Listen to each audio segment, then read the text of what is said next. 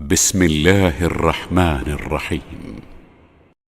والنجم إذا هوى ما ضل صاحبكم وما غوى وما ينطق عن الهوى إن هو إلا وحي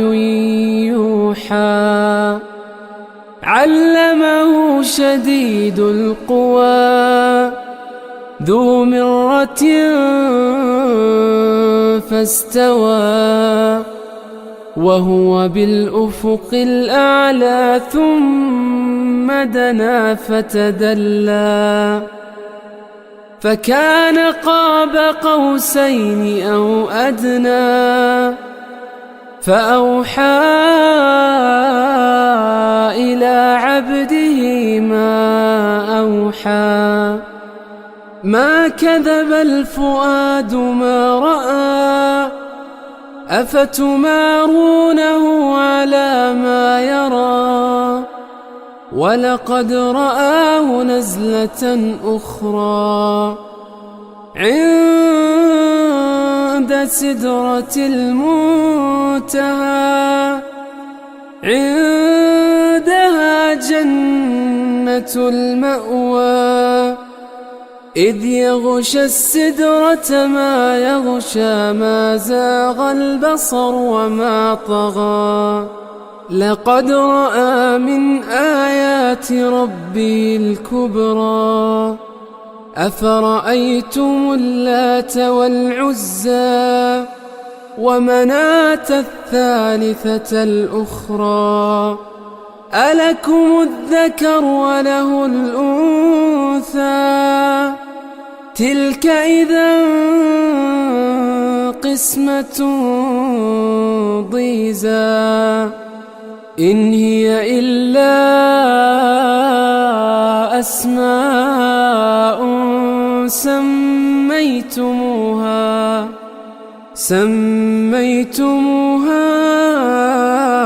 أنتم وآباؤكم ما أنزل الله بها من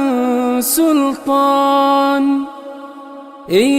يتبعون إلا الظن وما تهوى الأنفس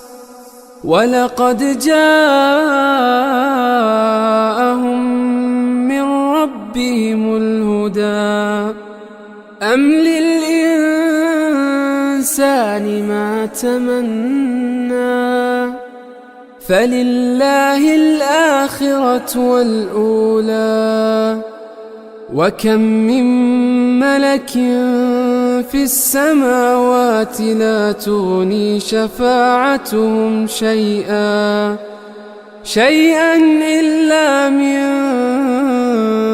بعد أن يأذن الله لمن يشاء ويرضى إن الذين لا يؤمنون بالآخرة ليسمون الملائكة تسمية الأنثى وما لهم به من علم إن يتبعون إلا الظن وإن الظن لا يغني من الحق شيئا فأعرض عمن تولى عن ذكرنا ولم يرد إلا الحياة الدنيا ذلك مبلغهم من العلم إن ربك هو أعلم بمن ضل عن سبيله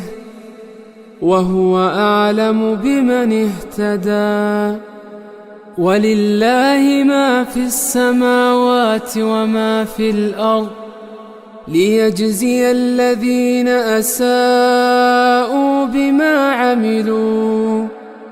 ويجزي الذين أحسنوا بالحسنى الذين يجتنبون كبائر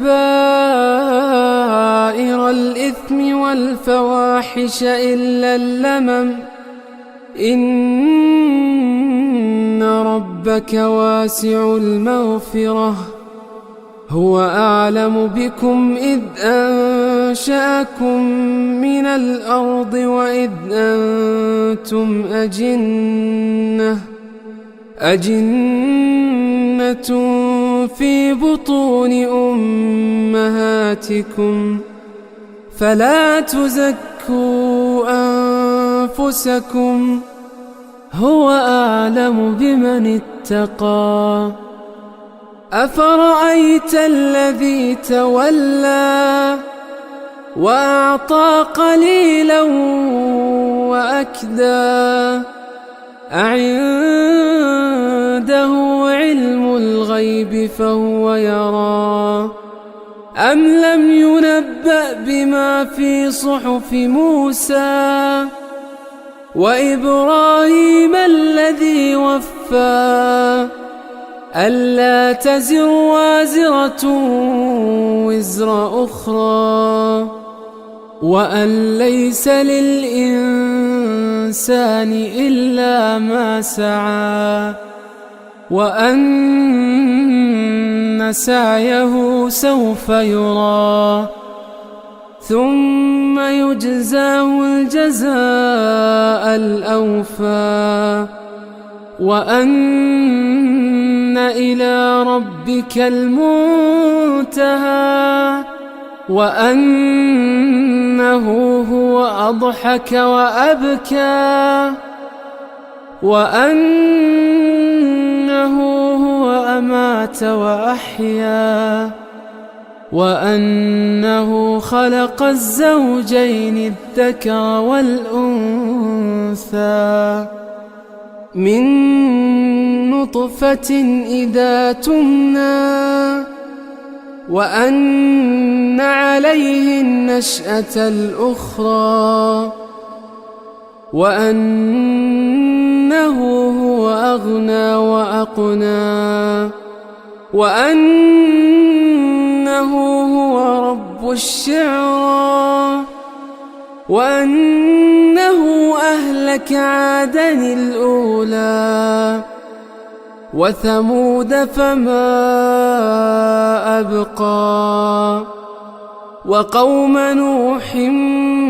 من قبل إنهم كانوا هم أظلم وأطغى والمؤتفكة أهوى فغشاها ما غشا فبأي آلاء ربك تتمارى هذا نذير من النذر الأولى أزفت الآزفة ليس لها من دون الله كاشفة أفمن هذا الحديث تعجبون وتضحكون ولا تبكون وأنتم سامدون فاسجدوا لله واعبدوا